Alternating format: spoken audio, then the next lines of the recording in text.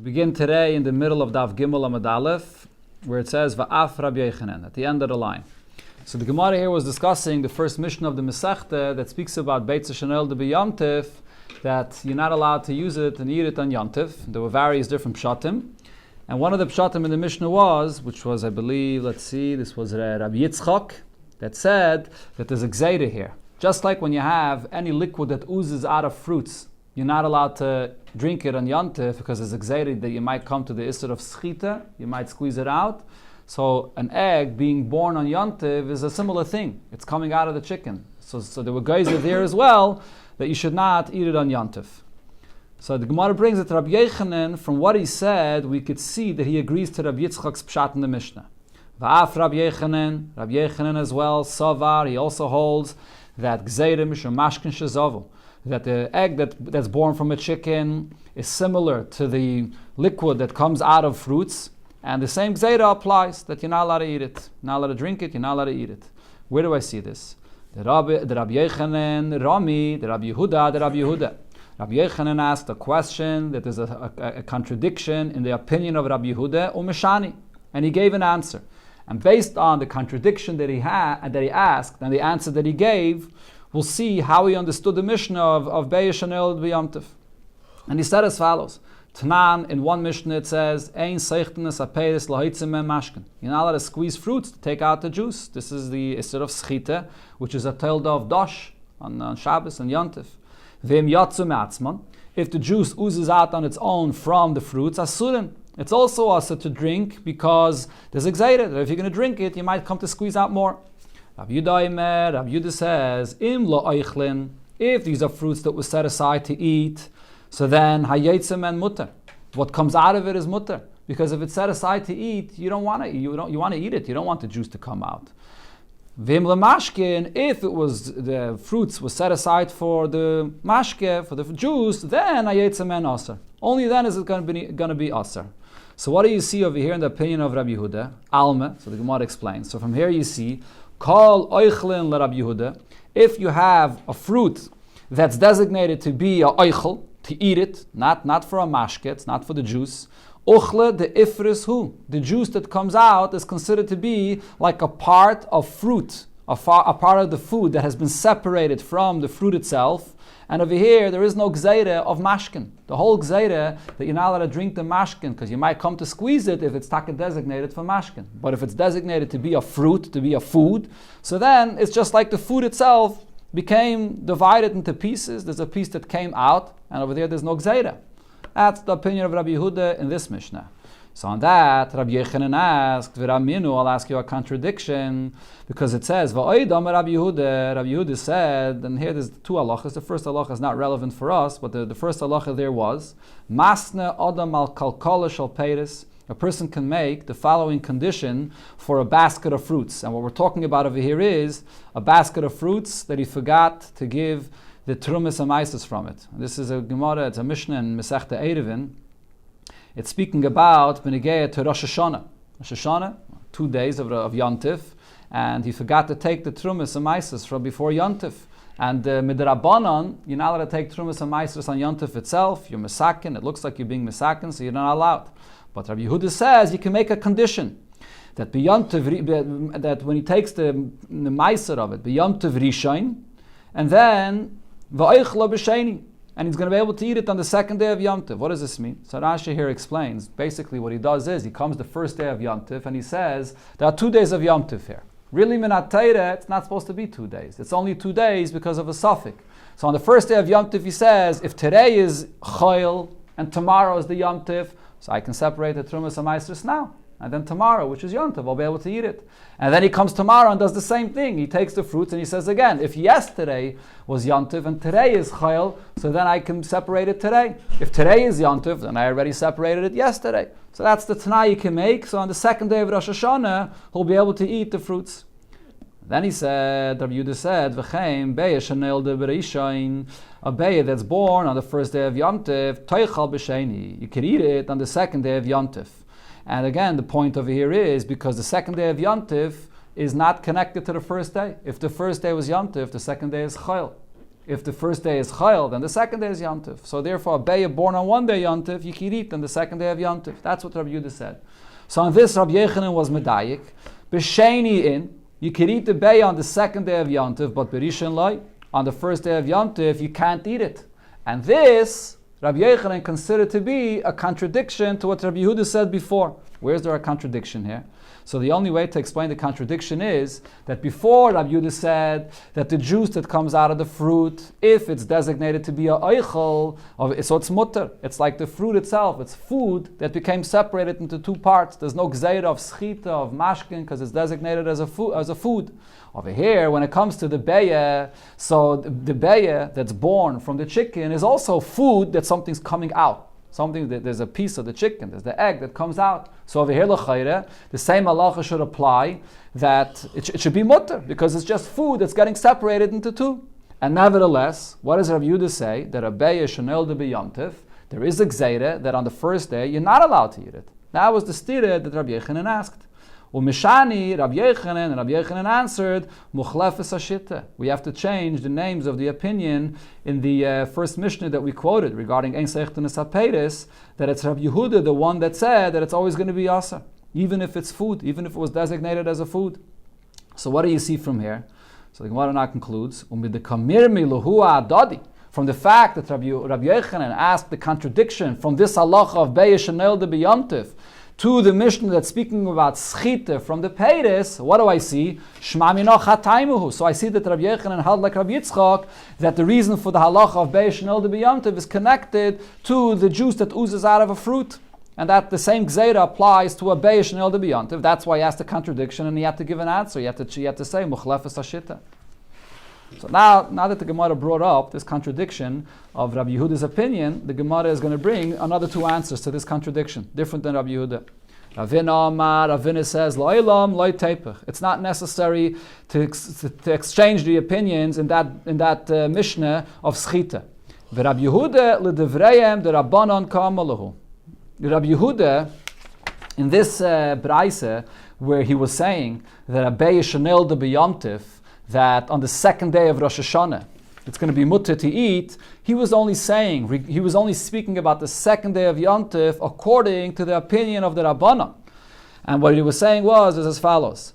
Lididi, Rabbi Yehuda says, according to my opinion, Afila B'Rishon Nami Sharya.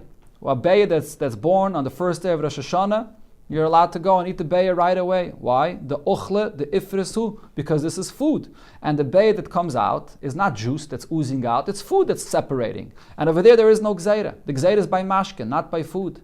So according to me, it's mut on the first day.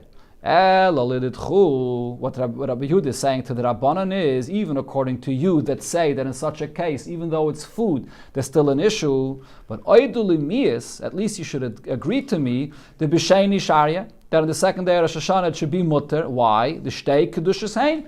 The kedusha of the first day of Rosh Hashanah and the kedusha of the second day of Rosh Hashanah is 2 different days. And if the first day is Yom Tov, the second day is Chayil. If the second day is Yom Tov, the first day is Chayil. So on the second day, the beya should be mutter. And the Rabbanan respond to this and they say, Loi, that's not true regarding Rosh Hashanah. Kedusha achasi. Rosh Hashanah is different than all other Yomim Tovim. On Rosh Hashanah, it's considered to be one long Kedusha. Rashi here brings Bekitzer from the Gemara in Rosh Hashanah that explains by all other Yom Tovim, it's takas feike de Yoma. And it's only in Chutzlaret that they made 2 days Yontif because they didn't know the right day of the month. But in Rosh Hashanah, even in Eretz Yisrael, they were misakel lechatchila that it's always 2 days Yontif. So therefore it's considered to be one long Yontif. It's not a sveike de Yoma. So therefore the Rabbanan say, by Rosh Hashanah, the beya born on one day is going to be us on the next day because it's one long Kedusha. That's Ravina's pshat. Ravina Berei, the Rav Ula Ama, Ravina the son of Rav Ula said another pshat of why there's no contradiction in the opinion of Rabbi Yehuda. Hacha b'tarnageiles ha'emedes legadol beitzim. Over here, Bechlal, when Rabbi Yehuda said that on the first day, the Beyet Shanelda is going to be Aser, it's talking about a different case, which the Gemara already mentioned before on Daf Beis, when you have a chicken that was put aside, that's designated not to eat, but it's put aside to lay eggs. So in such a Rabbi Yehuda l'taimei, Rabbi Yehuda follows his opinion. This lay muktzah. Rabbi Yehuda says if it's not put aside to eat, it's put aside to lay eggs. So then it's muktzah. So there's an issue of muktzah, nothing to do, it's not connected to the whole subject of the mashkin that come out of a peri, that is excited, that you might come to schita. It's not related to that. The issue is muktzah. So therefore it's not a contradiction. So to Gemara Meisvei. So this Meisvei actually goes back to the Mishnah, to this halacha of Be'esh Shenel de B'Yamtiv, the first Mishnah of the Pedic, and we had various pshatim, what the reason of Be'esh Shenel de B'Yamtiv is also. So just to summarize quickly again, one reason was because the Be'eh that's born is muktzah. That was Rav Nachman's shitta. Another shitta, Rabbi said the reason is because you're not allowed to prepare from a Yom Tiv to a Shabbos, from a Shabbos to Yom Tiv. So a Be'eh that's born on the Yom Tiv, if it was prepared on a Shabbos before, it's going to be Aser because it became ready the day before. And then we had the other reasons, which were Gzeiris Midrabanan. Rav Yosef and Rav Yitzchak both said that the Be'eh Shenel de B'Yamtiv that's Aser, it's all a Gzeirim Midrabanan, whether you might come to be tailish the fruits from a tree, you might come to eat the mashkin that oozes out from fruits. It's all gzeiris midrabanan. So now the Gemara is going to ask on this. So what does it say in the Beitza? Echad be'esh shenelda b'Shabbos, an egg that's born on Shabbos. V'echad be'esh shenelda b'Yom Tov, an egg that's born on Yom Tov. Ein metaltel l'noisa, you're not allowed to move it. It's muktzah. Loila chasis ba'as hakeli, you move it if you're going to use the egg as a cover for a keli. V'lo lismich ba karei amita, you're not allowed to use it to lean the legs of a bed on it. Okay, so this is something which is very unusual. Rashi over here says that if you know how to position the egg exactly on the point and the tip of the egg, so then the egg will be able to stand. Okay, I mean, this is one of those things, he has to say, don't try it at home. But the Meiri actually says that karei amita does not mean legs of a bed. It means some little thing that has maybe the shape of a bed. So it's called karei amita, but it's something that's light enough that the egg can handle the weight.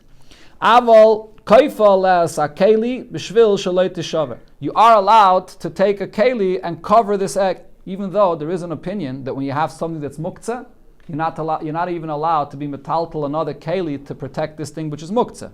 But this Beitza says you are allowed.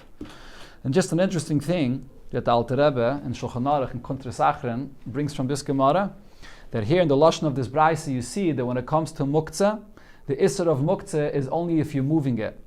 If you're using something which is muktzah, but you're not actually moving it, you're allowed. Because the lashon of the Beitza over here is you're not allowed to be metaltal it to cover a keli or to lean the bed on it. What's if you're not moving it? What's if the egg is in the right position and you could lean the bed on it without moving the egg? It's mashma the lashon of the Beitza that it's allowed.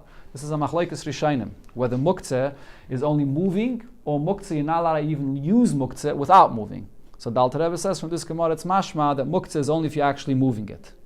Then the Beitza says, "Usveika asura."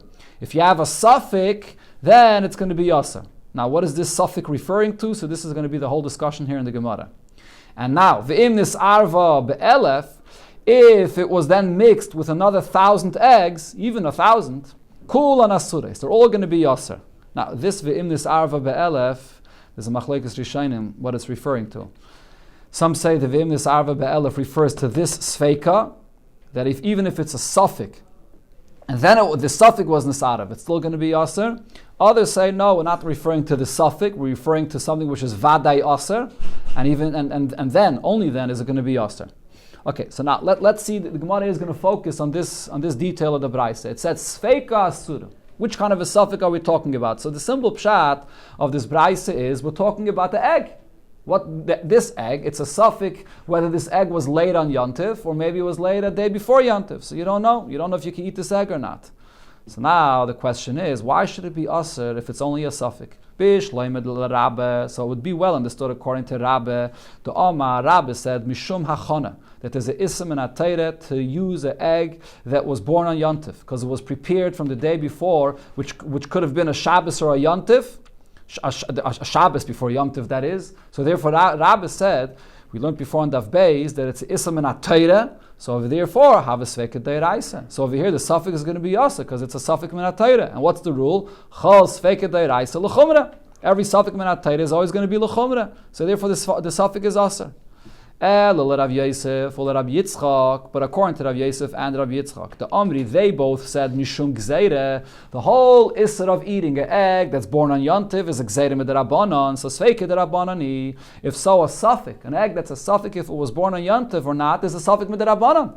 V'chol Sveike Derabanan lekula. Every suffix Derabanan, you're always lenient. So why does it say in the Beitza, Sveika Surah? So this is a raya to Rabbi's opinion. So the Gemara answers, Amalei, or in other gears it takes out Amalei.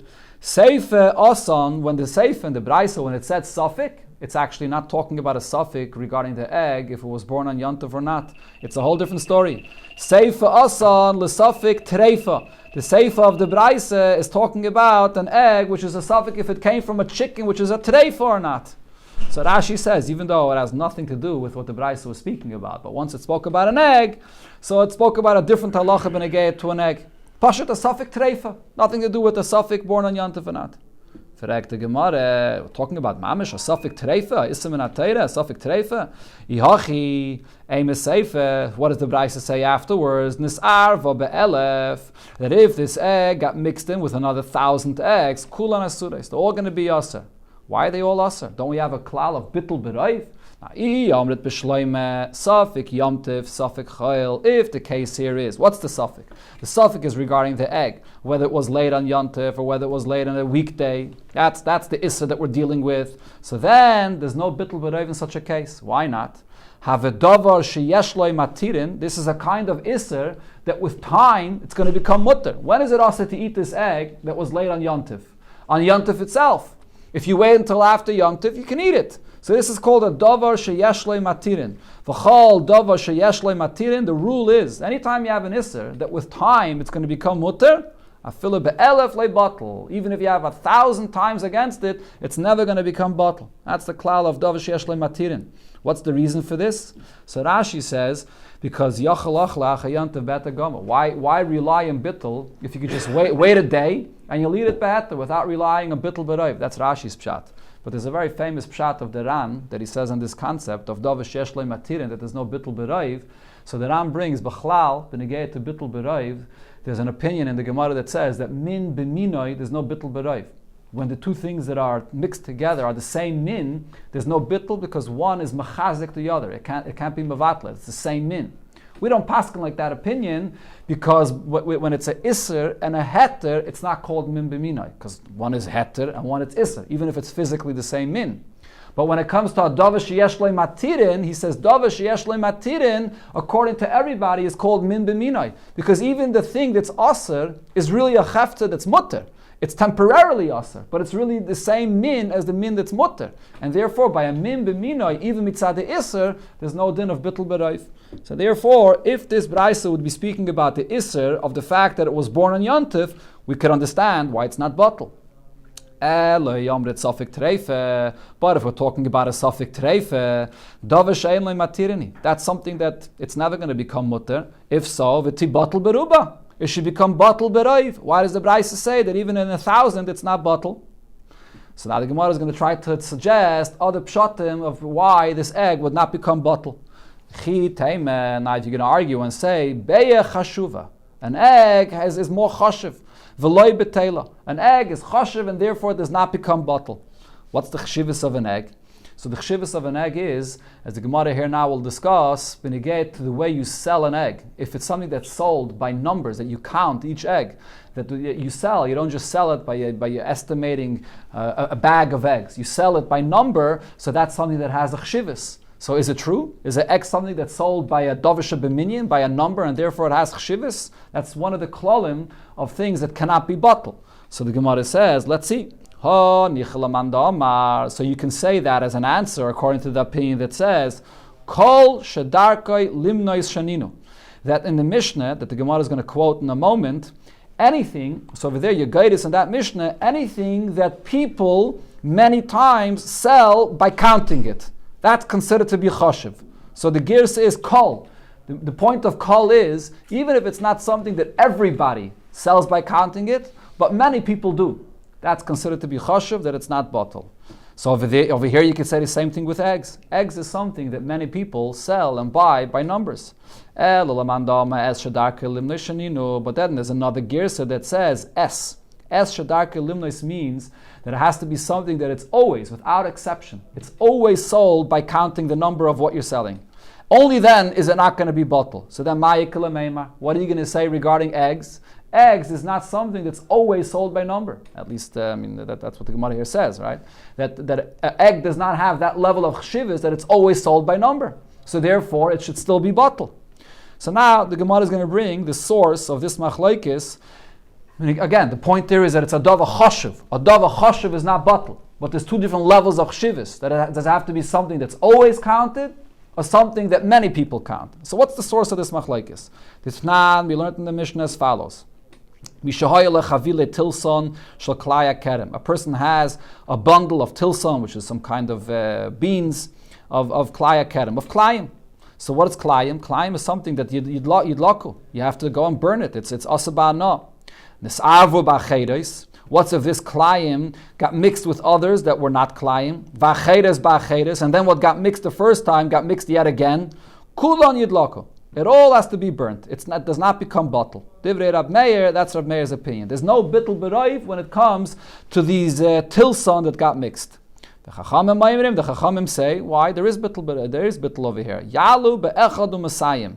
By kalayim and by arla as well, the bittul, the number that you need for bittul b'roiv is 1 against 200. So if you have 200 of the ones that are mutter that was mixed into, so then it will be bittul b'roiv. So now the Beitza explains, or the Mishnah actually explains, why did Rab Meir say there will not be bottle? Shahaya Rab Meir Aimer, because Rab Meir said, as shadarkai limnois mekadesh, that if it's something that it's the derech to count it when you sell it, it has chshivas, and therefore mekadesh. Mekadesh is a term that's used by klayim. It's going to make everything usher for klayim, and there is no bittul b'roiv if it's something that's chashuv, that's counted. The Chachamim agree to this concept that when it's something that's chashiv, it will not become bottle. But Chachamim have a different klal. Chachamim say, Eine mekadesh ela shisha dvarim bulvad. There are 6 specific items that are very chashiv that will not become bottle. And the Gemara, the Mishnah will tell you in a second what those 6 items are. And Rabbi Akiva says, Shiva. There are 7 different items that are chashiv and will not become bottle. What are they? Ve'elu hein, a goizei perech, the walnuts that come from this place perech, that are very chashiv. Rimayne badon, pomegranates that come from badon. Chaviyai stumais, wines, barrels of wines that are closed. Chalfei trodin, the branches of spinach. Kalchei kruv, the stalks of cabbage. V'dalas yavonis, and pumpkins that come from Greece. For some reason, these things have a special chshivas, and they will never become bottle. Rabbi Akiva added af kikreis shel balabayis. The loaves of bread from a balabas that he bakes also has a special chshivas, and it will never become bottle. Only those things. Now the Mishnah there concludes haroy la arla regarding these things mentioned here that grow on a tree and there's arla, so the halach of arla will apply and it will not be bottle. Haroy la klaya kerem, and those that are going to be klayim, the beans and different things that grow within a vineyard that'll be klayim are going to be the yisr of klayim. So this is the Mishnah. So here, Rab Meir is the one that says that something that's counted is chashiv and is not bottle. Now, on this Mishnah was the machlokes, to what level does it have to be counted? What does this mean? Ve'itmer Allah. So on this we learned the machlokes. Rabbi Yochanan said the gears in the Mishnah is es shadarkai limnois shaninu. It has to be something that's always counted. Everybody always counts it when you sell it. Rab Shimon ben Lakish was guided in the Mishnah. Kol shadarka limna shaninu. Anything that many people will count when they sell it. It doesn't have to be something that everybody counts. So this is the source of the machlokes. So the Gemara now concludes again. Nichal Rab Shimon ben Lakish. So now according to Reish Lakish, regarding eggs, we could say that eggs are not bottle, even if it's a suffix of a treifa egg, but it's not going to be bottle because many people count it. But according to Rabbi Yochanan, what are we going to answer? According to Rabbi Yochanan, eggs is not included in that. Eggs is not chashiv. Not everybody always counts when you sell eggs. Rav Papa, so Rav Papa answers, there's yet another opinion. Hi Tana, the Tana over here that's talking about the eggs, and we're explaining that the eggs is talking about the suffix of terefa eggs, and it's not going to be bottle, so it's a different Tana. Tana, the litre ktziyesu, is the Tana of this Mishnah that speaks about pressed figs. Litra is just an amount of weight. It's an amount of weight of these pressed figs. And over here, in these pressed figs, there's a Mishnah here, benegeh to when it could be bottled, when it can't be bottled. And over here, we're going to see an opinion that holds, and is very machmer, benegeh to these pressed figs, that it's never going to be bottled. What does it say here? So let's see. The Amar kol davar shebeminyan. Any time that it's something that's counted, even if not everybody counts it, but people do count it, afilu b'derabanan. Like bottle. Even if it's a ism b'derabanan, it's still not going to be bottle. And v'kol shekain b'deraisa. For sure, if it's something which is minat Torah, which is the suffix terefa that we're talking about over here, it's not going to be bottle. So now, what's this Mishnah here? It's a Mishnah, it's a Braisa. Depends on the gears over here. Okay, so it's probably more. It's a Braisa. So what's this case? Litra kitziyos. When you have these figs that you press it, shedarsal pi igel. So what they would do with these figs is, as Rashi here explains, they would take these figs, they would wait till it dries in the field, and then they would bring it, they would cut off the stems and the stalks over the different parts of it, and then they would press it. They would press it in a mold and create these round cakes of these figs. Shedarsal pi igel. So he pressed it into this mold in a vessel. What was the problem though? He forgot to give the trumas and maisers before he pressed it. Now the chiyuv of trumas and maisers regarding figs is not minat Torah. It's fruits. A fruit tree, there's no chiyuv minat Torah to give maiser. The whole chiyuv of maiser is all midrabanan. So he pressed it into a mold of a vessel. V'eni yedeya be'eze igel drasa. And he doesn't remember in which vessel he put it in. So he has these different vessels that have a lot of figs in them. And there's more figs on the bottom of these vessels, but he doesn't remember where he pressed in these figs that are chayiv and truma. Or al pi chavis, he pressed them into the opening of a barrel. Then he doesn't know in which barrel he pressed it into. Al pi kaveres, or in the opening of a kaveres, which is made out of different material. A kaveres would be a straw material. He pressed it into such a kind of vessel. Then he doesn't remember where he pressed it into. So the question is, what's going to happen now? Is it going to be bottled beroiv or not? So the Gemara the Braisa brings two opinions. Rab Meir says that there's the following machlokes. There's going to be the Gemara here brings a machlokes between Rab Meir and Rab Yehuda. What the two opinions about this is. Rab Eliezer said, "Royen esal yainais ki ilu hein prudais." We see what's at the top of the barrel as if it's separated from the top. From the opening, from the vessel. In other words, what happens is you have this vessel, this round mold, and you have at the bottom more pressed figs that are there, and then you have what's at the mouth, at the opening of the vessel. So the truth is, the suffix of the person, benegeh to the trumas, is only what's at the mouth of the vessel. What's at the bottom, he has no suffix about. That's truma was taken. His suffix is only benegeh to what's at the mouth of the vessel, and he could have a lot of different molds there, and he doesn't know which mold is the one that he didn't take the truma of. So the ones that are at the bottom of the vessel are not part of the suffix b'chlal. But nevertheless, Rabbi Eliezer says there's a special leniency because your whole suffix is about a suffix midrabanan. So we have the following leniency: that roinis al yoinis ki'ilu ein prudais. What's at the top of the vessel, we consider it as if it's separated from the top, and it's mixed together with what's at the bottom of the vessel, and therefore va'tachtoines ma'aleis esal yoinis. You could include what's at pressed figs at the bottom of the vessel together with what's at the top to have the bittul beroiv. Even though logically it doesn't make sense to include what's at the bottom because that's not even part of the suffix b'chlal. But this is a special kula because it's a ism midrabana. Rabbi Yeshua says no, you can't include what's at the bottom of the vessel. That's not part of the suffix. Im yesham meyapumin. If you have 100 different vessels with these molds and you have a suffix in which one you put it into, so then you have 100. So then yalu, 100 is the number to be maila, the truma, the suffix truma. V'imlav, and if not, hapumin asurin, it's all going to be also what's at the top, which is what your suffix is going to be aser. V'ashulayim mutarin, the figs that are at the bottom of the vessels, that's not part of your suffix, is going to be mutar. So you go in the regular halacha of bittul. There's no special leniency, and the top of the vessel is going to be bottle if there's 100, and at the bottom is going to be mutter. It's not part of the suffix. Rabbi Yehuda said that the machlokes between Rabbi Eliezer and Rabbi Yeshua was different. Rabbi Eliezer said, Im yesham meya pumin yalo. If you have 100 that are in the suffix, 100 different mouths of this vessel, so then it's going to be bottle. Ve'im lav apumin asurim, and if not, what's at the opening is going to be asav ashulayim mutarim. What's at the bottom, which was never part of the suffix, is going to be mutter. In other words, Rabbi Eliezer in this version holds like what Rabbi Yeshua said before. Rabbi Yeshua Imer, and here's the opinion that the Gemara is bringing. This is the main opinion that we're focusing on. Rabbi Yeshua was very machmir. He said, "Afila yesham shalosh meyes pumin." Even if you have 300 vessels and you have more than enough for bittul beroiv, loy yalu. It's not going to be battul beroiv.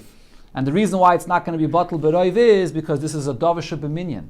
This is sold by numbers, and since it's a davish b'minyan, it's never going to be battul, even though we're dealing with an issa d'Rabbanan. So this is the source of the opinion that the Gemara was bringing here. Now that Beitza there concludes darsa be'igul. If you pressed it into this mold, ve'eni yedei be'eze igul darsa, and you don't know in which mold you pressed it into, divrei hakoil yalu. Everybody agrees that it's going to become battul beroiv. So the Gemara asks right away in this, what's the pshat in the conclusion of the Beitza?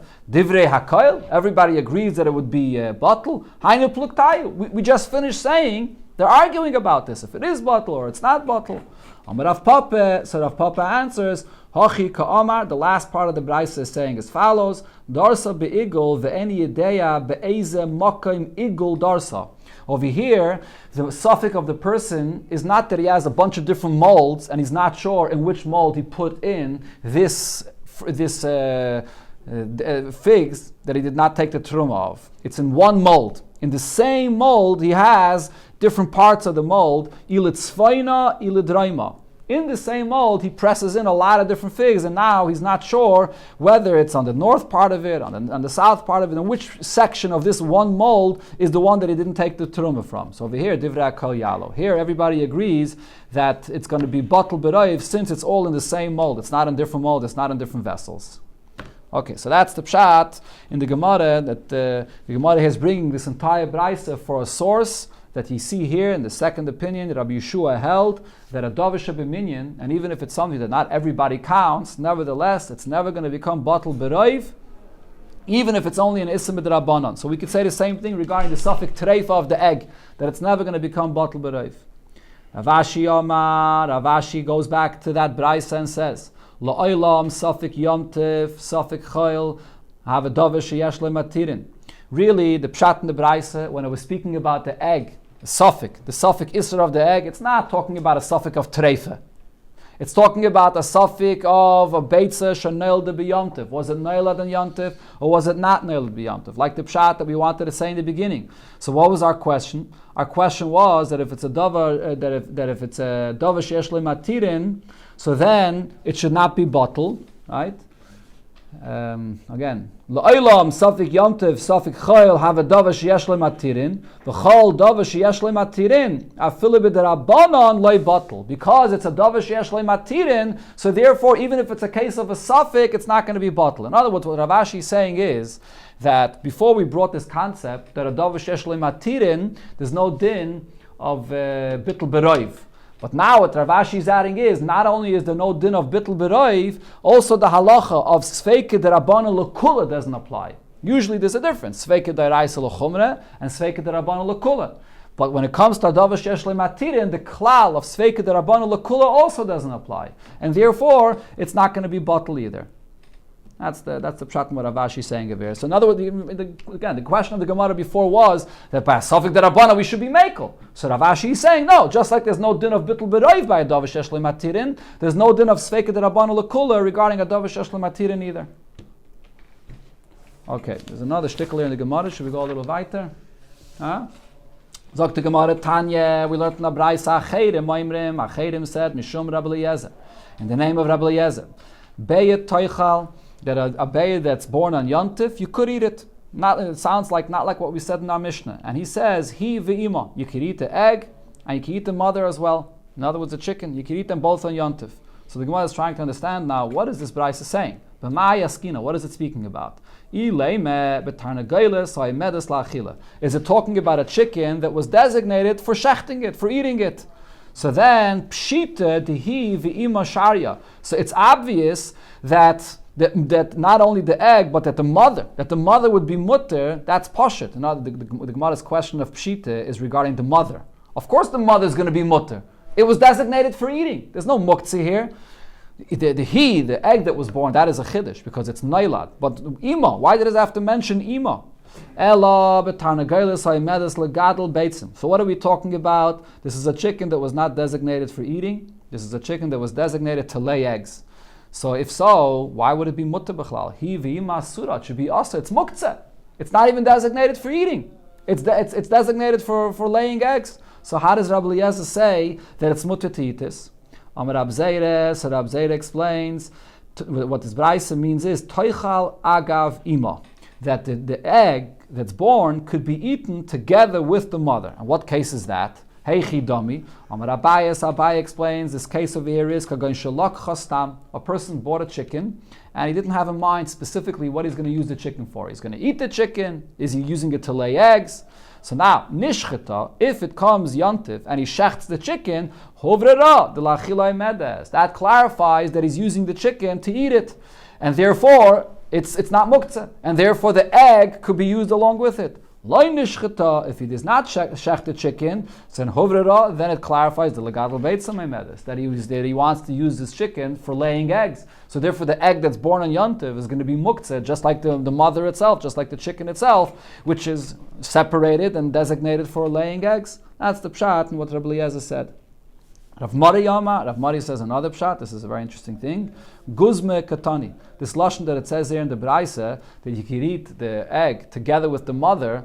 There was no reason to say that you could eat the mother. It's pashut. It's not muktzah b'chlal. It's a guzme. Rashi says sometimes when you make a point and you say something and you want to strengthen your point, you say even the mother. You can eat the chicken and the egg, even though you don't even have to say this. And the Gemara brings an example where we find such a thing that you say an expression which is a guzma. The Tanya we learned in the Beitza, Chayrim Ma'imrem Achayrim said Mishum Rabbi Eliezer. Beitza Toichal Hi Ve'ima. You eat the egg together with the mother, and Ve'afroyach Ve'klipasai. And you eat the afroyach and the shell. You're eating a chick together with the shell. What does this mean? So the Gemara says, "My klipasai." What does it mean that you eat the shell? Ilaim klippe mamish. You're eating the shell. Klippe basachilihi. You could eat a shell. Elo efroyach biklipasai. What it's saying is that you can eat a chick that's inside the shell. You're allowed to eat it. So the Gemara, are you? There's a shiloh, a chick that's inside a shell, and you break it and you want to eat the chick. You're not allowed to because there's an isser of a sheretz. There's a machlokes between Rabbi Eliezer ben Yaakov and the Rabbanan. Once it comes out la'avir ha'olam, so this afroyach, there's a machlokes if you can eat it or not. This chick that's inside the shell before it's born, and you're going to break the shell and you're going to eat it, so then nobody argues, loy pligi, you're not allowed to eat this chick because it's a sheretz, you're not allowed to eat it. So why is it saying this lashon over here, the egg and the chicken that is together with the shell? Ela froyach v'klipasei guzma. This expression that the Beitza uses is a guzma. It didn't mean to say it. It's a lashon that he spoke more than he had to. It's a guzma. Okay.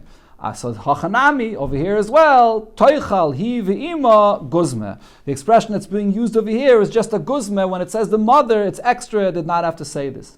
Just like in the Beitza over there, he was trying to say that you can eat the mother, the chicken, the egg, the shell. It was tama guzma. He didn't mean to say same thing over here when it said hi v'ima. It's tama guzma. He's just trying to strengthen the point that you're allowed to eat it.